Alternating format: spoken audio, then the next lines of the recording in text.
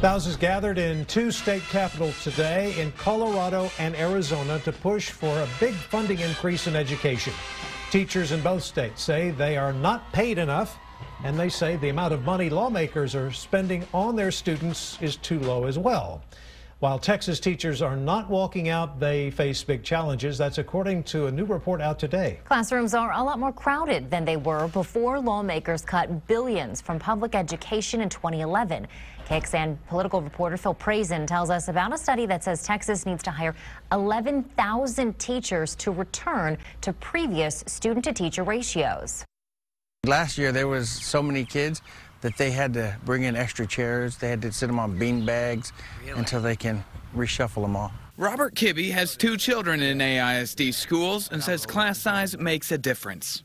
If my child needs special attention on, let's say, math homework, well, if she's over here, she's over here doing someone else, it's going to be harder for them to get the special ed needs.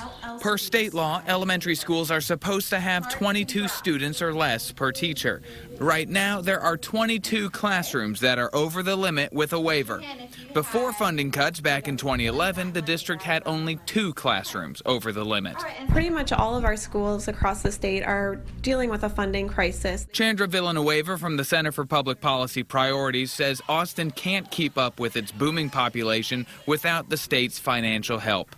And AISD can't just tax its way to more teachers.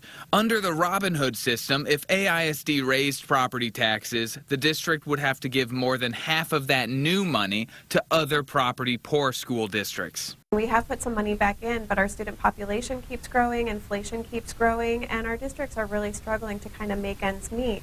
The legislature appointed a school finance commission to come up with a complete overhaul. And those changes are set to come out in the fall.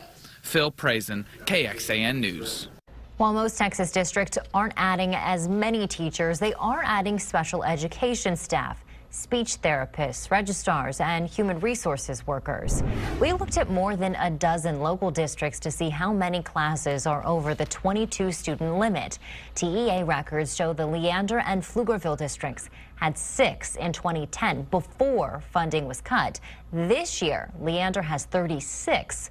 Pflugerville has 20. After that, the highest number of waivers that we found was in San Marcos CISD with 8, but they didn't have any in 2010.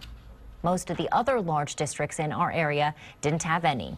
In 2011, Texas lawmakers cut $5 billion from the education budget as they faced a $27 billion budget shortfall. And the impact is still being felt in other ways. A study last fall from the same group found funding for bilingual classes dropped 40% since 2011. They say funding for programs aimed at keeping elementary school students from falling behind also fell 21%.